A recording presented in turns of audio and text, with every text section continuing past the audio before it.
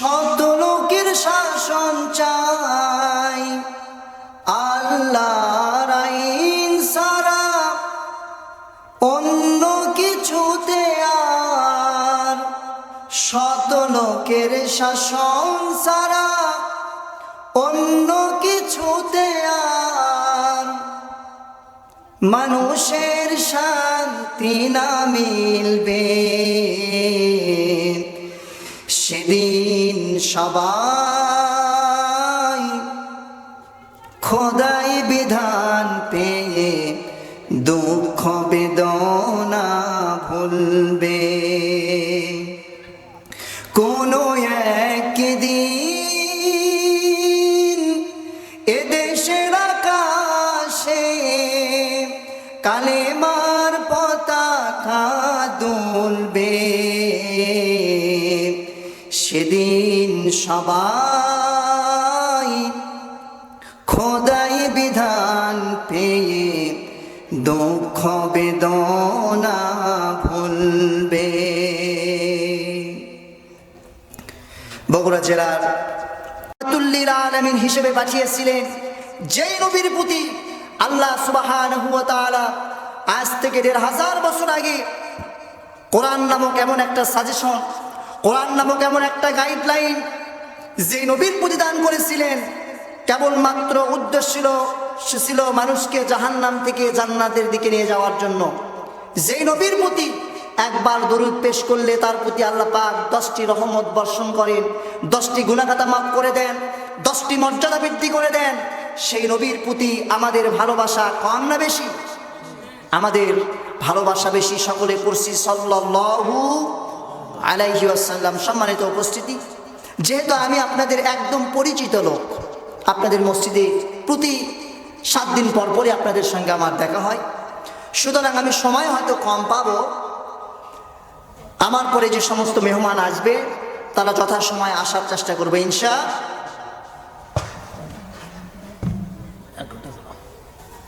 সম্মানিত উপস্থিতি, এখন 8টা 22 বেজে গেছে। আমি আপনাদের সামনে যেহেতু প্রতি জুমায় আসি, আমি আপনাদেরকে ছাত্র মানুষ হিসেবে ইসলাম, কোরআন, হাদিস এই সমস্ত বিষয় আমি নিজেও পড়াশোনা করি, আপনাদেরকে বোঝানোরও চেষ্টা করি ইনশাআল্লাহ।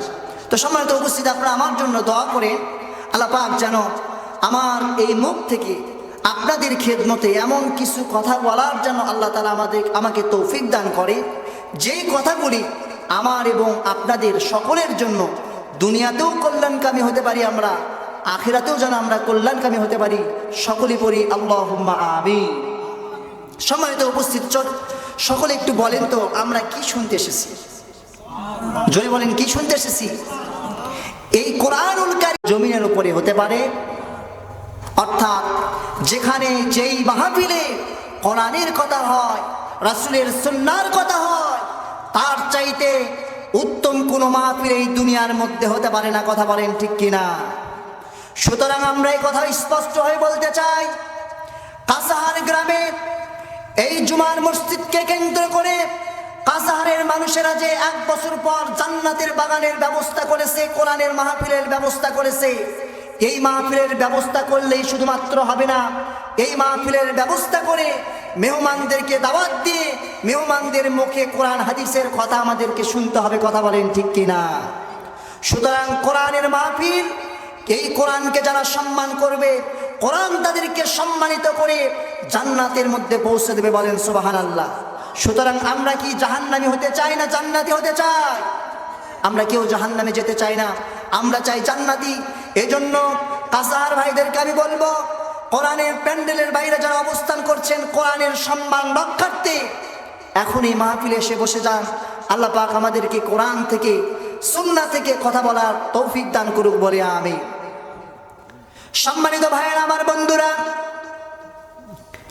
আল্লাহ রাব্বুল আলামিন বলেন, কিতাবুন আনজালনাহু ইলাইকা লিতুখরিজান নাস মিনাল যুলুমাতি ইলান নূর।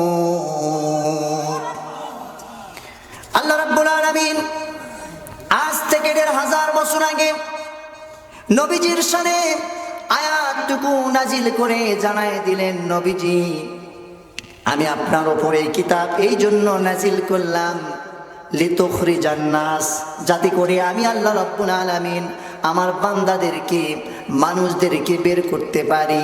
লিতুখরিজান নাস মিনাজ যুলুমাতি ইলান নূর। আল্লাহ রাব্বুল আলামিন আজ থেকে ১৫০০ বছর আগে নবীজির শানে আয়াতটুকু নাজিল করে জানাই দিলেন, নবীজি আপনি আপনার সাহাবিকরামদেরকে বলে দেন আর মানুষদেরকে জানায় দেন, মানুষরা যেন অন্ধকার থেকে আলোর দিকে আসতে পারে, বাতিল থেকে হকের দিকে আসতে পারে, মিথ্যা থেকে সত্যের দিকে যেন আসতে পারে।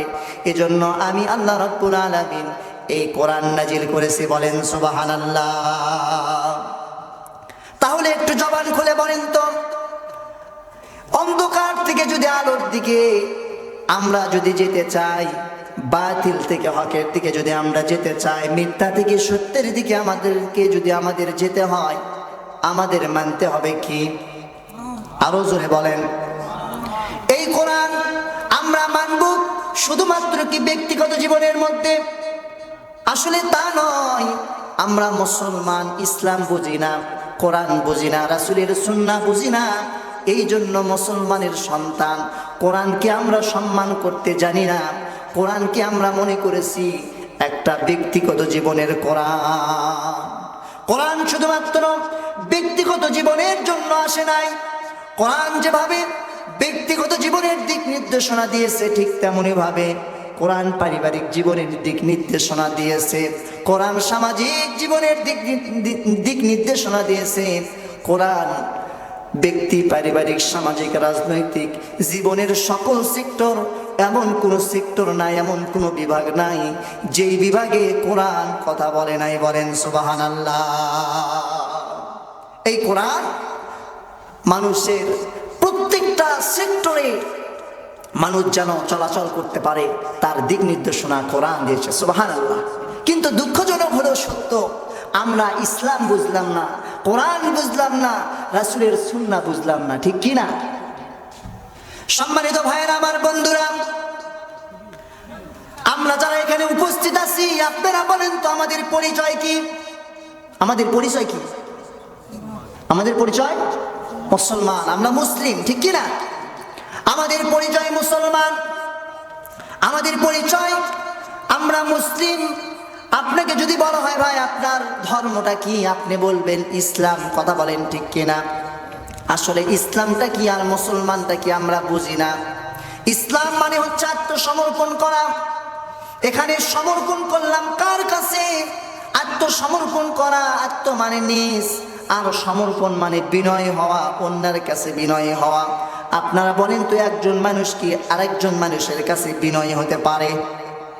পারে? একজন মানুষ আরেকজন মানুষের কাছে বিনয় নয়, একজন মানুষ আরেকজন মানুষের কাছে আত্মসমর্পণ করা নয়, একজন মানুষ আরেকজন মানুষের কাছে অনুগত হওয়া নয়, বরং একজন মুসলমান আত্মসমর্পণ করেছে মহান আল্লাহ সুবহানাহু ওয়া তাআলার কাছে। কথা বলেন ঠিক কিনা? এই জন্য আমাদের জাতির পিতা ইব্রাহিম আলাইহিস সালামের কথা আল্লাহ রাব্বুল আলামিন কোরআনুল কারীমের মধ্যে রেকর্ড করে দিয়েছেন। আল্লাহ রাব্বুল আলামিন বলেন, নবীজি আপনি স্মরণ করুন সেই সময়ের কথা, আমি যখন জাতির পিতা ইব্রাহিম আলাইহিস সালামকে বললাম, ইয ক্বালা লাহু রাব্বুহু আসলিম ক্বালা আসলামতু লিরাব্বিল আলামিন। আল্লাহ রাব্বুল আলামিন বলেন, নবীজি আপনি সেই সময়ের কথা স্মরণ করুন যেই সময় আমি আল্লাহ রাব্বুল আলামিন জাতির পিতা ইব্রাহিম আলাইহিস সালামকে বললাম, আসলিম, আত্মসমর্পণ করুন, বিনয়ী হন, মুসলমান হন, অনুগত হন। ইব্রাহিম আলাইহিস সালাম এক মুহূর্ত দেরি করেন নাই। ইব্রাহিম আলাইহিস সালাম ঘোষণা করলেন, আসলামতু লিরাব্বিল আলামিন। ইব্রাহিম আলাইহিস সালাম ঘোষণা করলেন, আমি আত্মসমর্পণ করলাম, অনুগত হয়ে গেলাম, বিনয় হয়ে গেলাম। আজকের মাহফিল থেকেও আমাদের আত্মসমর্পণ করতে হবে একমাত্র কার ওপর? বিনয়ী হতে হবে কার ওপর? অনুগত হতে হবে কার ওপর? এটাই হচ্ছে ইসলাম। এক নাম্বার অর্থ হচ্ছে আত্মসমর্পণ। আরেকটা ইসলাম শব্দের আরেকটি অর্থ হচ্ছে শান্তি। জোরে বলেন কি? ইসলাম মানে শান্তি। আপনারা বলেন তো, ইসলাম যে শান্তি, এটা মানার মাধ্যমে শান্তি আসবে না না মানার মাধ্যমে শান্তি আসবে? আমরা বললাম ইসলাম শান্তি। ইসলাম কি? শান্তি। ইসলাম শব্দের একটি অর্থ হচ্ছে আত্মসমর্পণ, আরেকটি অর্থ শান্তি। তাহলে আত্মসমর্পণ আমরা আল্লাহ পাকের কাছে করলাম, আরেকটি অর্থ আমরা জানলাম ইসলাম অর্থ শান্তি, কিন্তু ইসলাম মানি না, তাহলে শান্তি পাওয়া যাবে? পাওয়া যাবে? ইসলাম মানে শান্তি, ইসলাম মানার মাধ্যমে আমাদের শান্তি পাওয়া যাবে। কথা বলেন ঠিক কিনা? সুতরাং এই ইসলাম আমরা জীবনের প্রত্যেকটা সেক্টরে পালন করতে রাজি আছি। কারা কারা দুই হাত তুলে আবার আল্লাহকে দেখায়? লিল্লাহে তাকবীর, লিল্লাহে তাকবীর। আল কোরআনের আলো, আল হাদিসের আলো, আজকের মাহফিল, লিল্লাহে তাকবীর, হাত নামা। সম্মানিত উপস্থিত, তাহলে ইসলাম মানে শান্তি। আমরা ইসলাম পালন করার মাধ্যমে, মানার মাধ্যমে আমরা শান্তি পেতে চাই। কথা বলেন ঠিক কিনা? আমার ভাইরা, আমার বন্ধুরা, একজন মুমিন মুসলমান, একজনের সঙ্গে আরেকজনের দেখা হয়ে গেলে আমরা সালাম দেই, ঠিক কিনা? আপনাদের এই কাছাড় গ্রামে যারা বসবাস করেন, শুধুমাত্র এই কাছাড় নয়, গোয়াইল ইউনিয়ন না, বগুড়া জেলা নয়, বরং তামাম পৃথিবীর মানুষগুলি যখন একজন মুসলমান আরেকজন মুসলমানের সঙ্গে যখন দেখা হয়ে যায়, তখন সঙ্গে সঙ্গে দেখা হওয়ার সাথে আগে ভাই বলে না কেমন আছেন, আগে বলতে হবে আসসালামু আলাইকুম ওয়া রাহমাতুল্লাহ। একজন মুসলমান দেখা হওয়ার সঙ্গে সঙ্গে, সাক্ষাৎ হওয়ার সঙ্গে সঙ্গে বলল আসসালামু আলাইকুম ওয়া রাহমাতুল্লাহ, ভাই আপনার প্রতি আল্লাহর রহমত আর শান্তি বর্ষিত হোক। আমরা যে সালাম দেই, এই সালামটা ইসলাম শব্দ থেকে এসেছে। আল্লাহর নবীজির কাছে জিজ্ঞাসা করা হলো, নবীজি ইসলামের মধ্যে কোন কাজটি উত্তম? আল্লাহর নবীজি বললেন, তুমি অপর ব্যক্তিকে খাওয়াবে আর পরিচিত অপরিচিত যার দেখা হওয়ার সঙ্গে দিয়ে দেবে। বলেন সুবহানাল্লাহ। কিন্তু দুঃখজনক হলো সত্য, আমরা অপরিচিত ব্যক্তিকে সালাম দিতে চাই না, ঠিক কি না? আমরা শুধু পরিচিত ব্যক্তিকে সালাম দিই, নয়, পরিচিত অপরিচিত দেখা হলেই সালাম দিতে হবে। এটা কে বলেছেন? নবীজি বলছেন। তাহলে ইসলামের মধ্যে দুইটা কাজ উত্তম। একটি হচ্ছে কোনো ব্যক্তিকে খাদ্য খাওয়ানো, আরেকটি হচ্ছে পরিচিত অপরিচিত যাকে দেখা হবে সঙ্গে সঙ্গে সালাম দেব। সালাম দেওয়ার মাধ্যমে আমাদের পারস্পরিক ভালোবাসা বেড়ে যাবে। বলেন সুবহানাল্লাহ। এই ক্ষেত্রে সালাম শুধুমাত্র হুজুররা পাবে না, বরং হুজুররাও মুসল্লিদেরকে সালাম দেবে, মুসল্লিরাও হুজুরকে সালাম দেবে, ছোটরাও বড়দেরকে সালাম দেবে, বড়রাও ছোটদেরকে সালাম দেবে। এইভাবে পারস্পরিক ভালোবাসা বৃদ্ধি হওয়ার মাধ্যমে ঈমান আমাদের পরিপূর্ণ হয়ে যাবে। বলেন সুবহানাল্লাহ। আল্লাহর নবীজি হাদিস শরীফের মধ্যে বলেছেন, তোমরা ততক্ষণ পর্যন্ত জান্নাতের মধ্যে প্রবেশ করতে পারবা না যতক্ষণ পর্যন্ত না তোমরা পরিপূর্ণ ঈমানদার হতে পারবা। তার মানে জান্নাতে প্রবেশ করতে হলে প্রয়োজনটা কি? কি প্রয়োজন? ঈমান প্রয়োজন। ঈমানদার ছাড়া কোনো ব্যক্তি জান্নাতে প্রবেশ করতে পারবে না। আল্লাহর নবীজি বললেন, কোনো ব্যক্তি ততক্ষণ পর্যন্ত জান্নাতে প্রবেশ করতে পারবে না যতক্ষণ পর্যন্ত না ওই ব্যক্তিটা পরিপূর্ণ ঈমানদার হতে পারে। আর ততক্ষণ পর্যন্ত ঈমানদার হতে পারবে না যতক্ষণ পর্যন্ত তোমরা পরস্পরকে ভালো না বাসবে। আমি কি তোমাদেরকে এমন একটা শিক্ষা দেব না, যেটা শিক্ষা দেওয়ার মাধ্যমে, সেটা পালন করার মাধ্যমে তোমাদের পারস্পরিক ভালোবাসা বেড়ে যাবে। আর পারস্পরিক ভালোবাসা বেড়ে যাওয়ার মাধ্যমে তোমাদের ঈমানটা পরিপূর্ণ হয়ে যাবে। আর ঈমান পরিপূর্ণ হওয়ার কারণে তোমরা জান্নাতে প্রবেশ করতে পারবা। বলেন সুবহানাল্লাহ। সাহাবায়ে কেরাম জিজ্ঞেস করলেন, নবীজি কোন জিনিসের মাধ্যমে আমাদের পারস্পরিক ভালোবাসা বেড়ে যাবে? পারস্পরিক ভালোবাসা যখন বেড়ে যাবে আমাদের ঈমানটা পরিপূর্ণ হয়ে যাবে। আর ঈমান যখন পরিপূর্ণ হয়ে যাবে আমরা সরাসরি জান্নাতে প্রবেশ করতে পারবো। নবীজি বললেন, একজন মুসলমান আরেকজনের সঙ্গে যখন দেখা হয়ে যাবে তখন দেখা হওয়ার সঙ্গে সঙ্গে আগে সালাম দেবে। বলেন সুবহানাল্লাহ। আমরা সালাম দিতে রাজি আছি তো ইনশাআল্লাহ? দেখা হলেই আমরা সালাম দিব। সামনে যদি একজন শত্রুও পড়ে তাকে আমরা সালাম দিব। আল্লাহ পাক আমাদের কবুল করুক, বলে আমিন। সম্মানিত ভাইয়েরা, আমার বন্ধুরা, তাহলে ইসলাম শব্দের অর্থ আমরা জানতেছিলাম।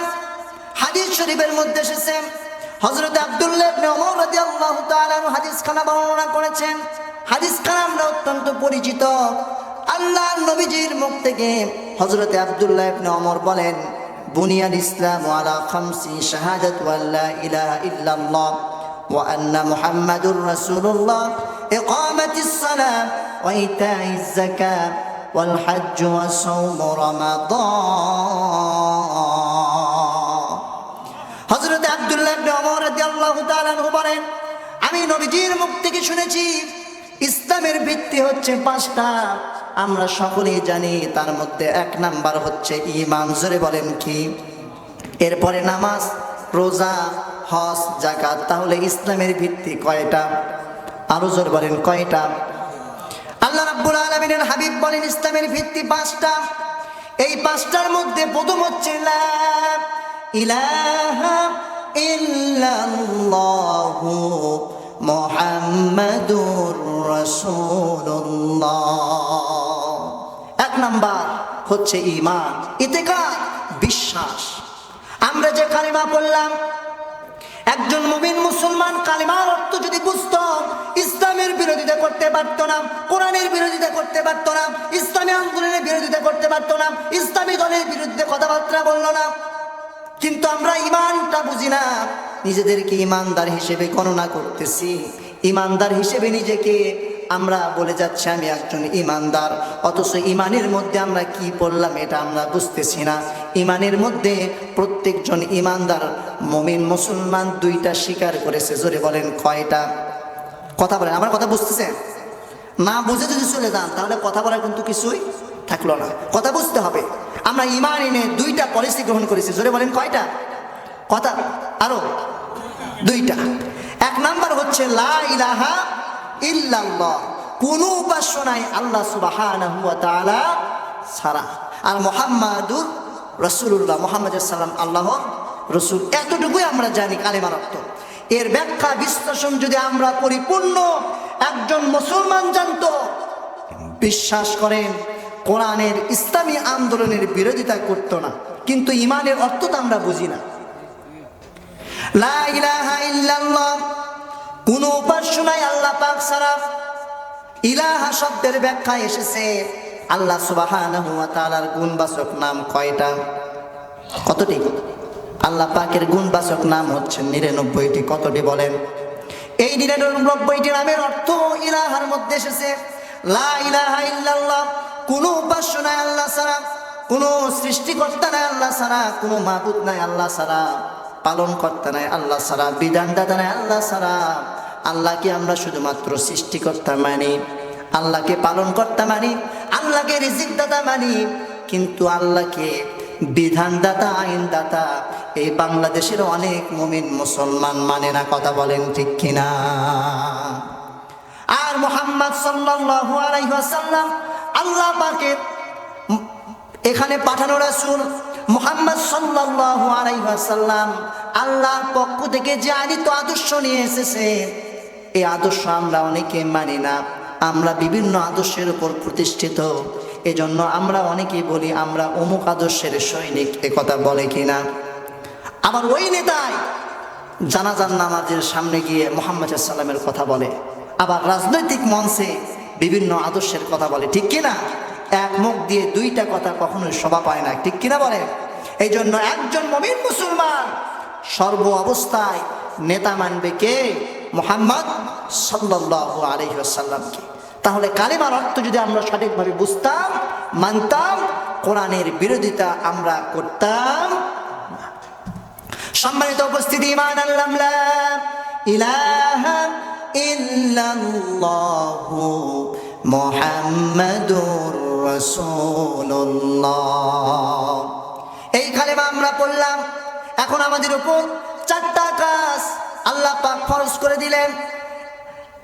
আমরা যখন কালেমা বললাম লা ইলাহা ইল্লাল্লাহ মুহাম্মাদুর রাসূলুল্লাহ, এরপরে এই চারটা কাজ, এক নাম্বার হচ্ছে নামাজ, রোজা, হজ, যাকাত। এই চারটা কাজকে আল্লাহ রাব্বুল আলামিন তিনটা ভাগে ভাগ করেছেন। জোরে বলেন কয়টা ভাগে?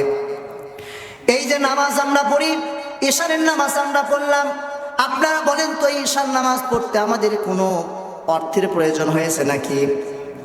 ঈশারের জামাতে আমি গণনা করে দেখলাম মাত্র 28 জন মুসল্লি। কতজন? এখানে জুমার নামাজ পড়ায়, জুমার নামাজে প্রায় 5 রাকাতের লোক হয়, অথচ ঈশারের নামাজে আজকের মাহফিলের দিন মসজিদ যদি ভরে যেত জুমার নামাজের মতো, চিত্র ভালো লাগতো না খারাপ লাগতো? আমার ভাইরা, আমার বন্ধুরা, ঈশারের নামাজ আদায় করলাম। নামাজ আদায় করতে আমাদের পারিশ্রমিক লাগলো না, শুধুমাত্র শরীরটা আমাদের সুস্থ। শরীর সুস্থ থাকার কারণে এই নামাজ ইমানদারের জন্য ইমান আনার পরে প্রথম দায়িত্ব হচ্ছে নামাজ। সুবহানাল্লাহ। তাহলে একজন ইমান আনছে, ইমান আনার পরে প্রথম দায়িত্ব হচ্ছে নামাজ। এই নামাজটা শারীরিক ইবাদত। এই যে কয়েকদিন পরে, কয়েক মাস পরে, প্রায় 1.5 মাস 2 মাসের পরে আমাদের সামনে রোজা আসতেছে। এই রোজাটাও শারীরিক ইবাদত। আপনারা বলেন তো, নামাজ আর রোজা এই দুইটা ইবাদত করতে আমাদের অর্থের কোনো প্রয়োজন হয়? প্রয়োজন হয় না। নামাজ আর রোজা এটা শারীরিক ইবাদত। আল্লাহ রাব্বুল আলামিন নামাজ আর রোজাকে শারীরিক ইবাদত হিসেবে গণ্য করেছেন। এই দুইটা ফরজ, গরিব হোক, অসহায় হোক, ধনী হোক, গরিব হোক, যে ধরনের লোক হোক না কেন, ইমান আনছে তার প্রথম দায়িত্ব হচ্ছে নামাজ।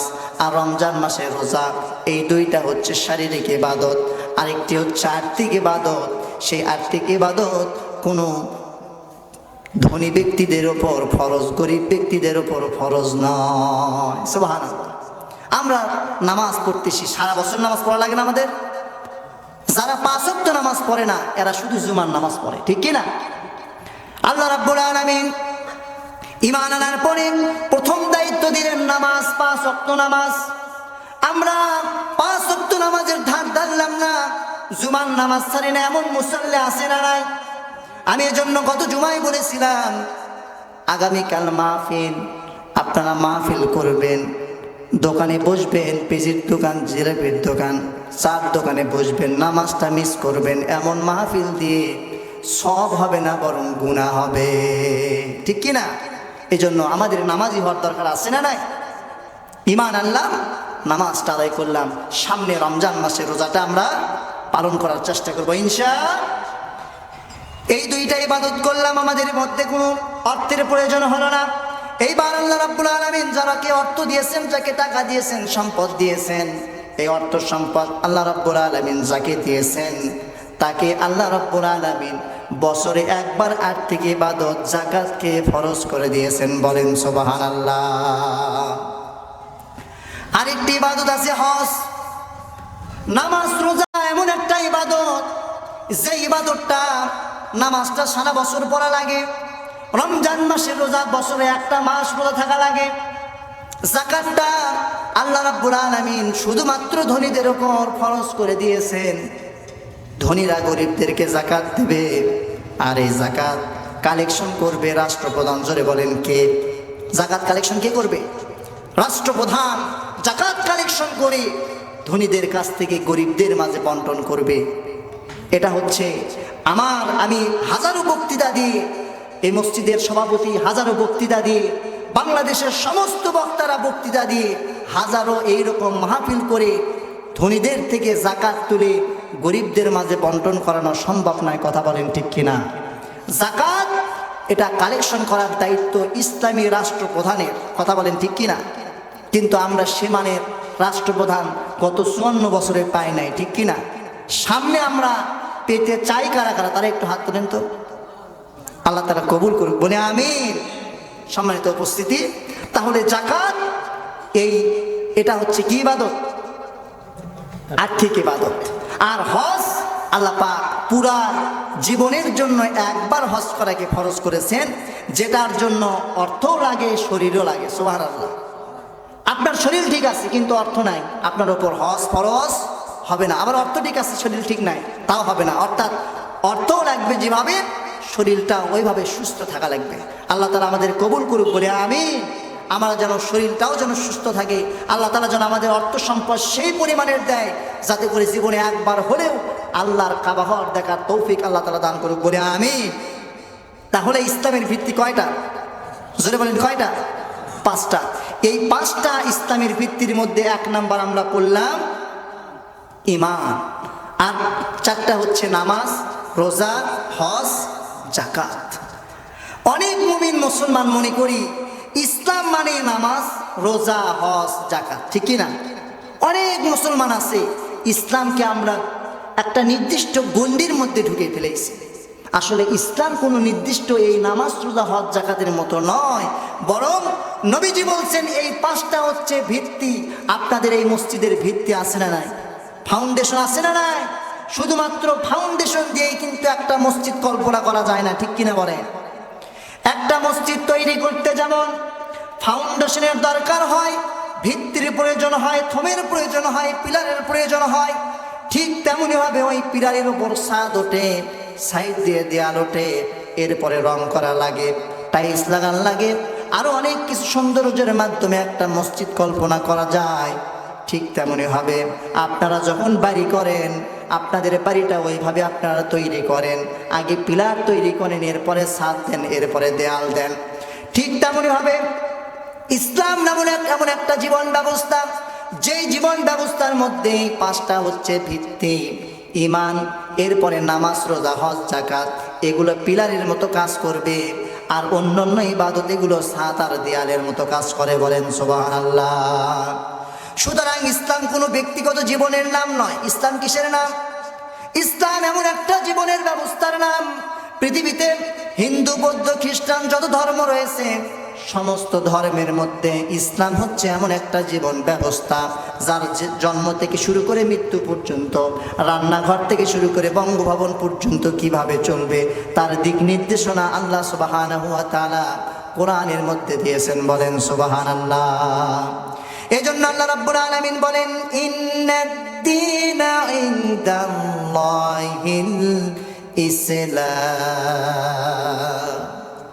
একমাত্র আল্লাহ সুবহানাহু ওয়া তাআলার কাছে গ্রহণযোগ্য জীবন ব্যবস্থার নাম হচ্ছে ইসলাম। জোরে বলেন কি?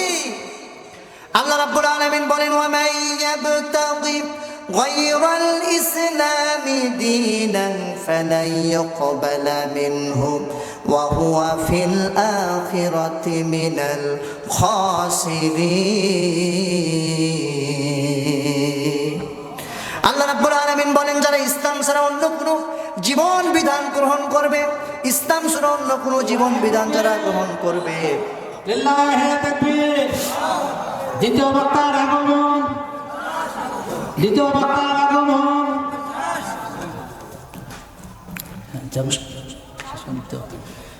এই পাশে বসেন, সম্মানিত উপস্থিতি।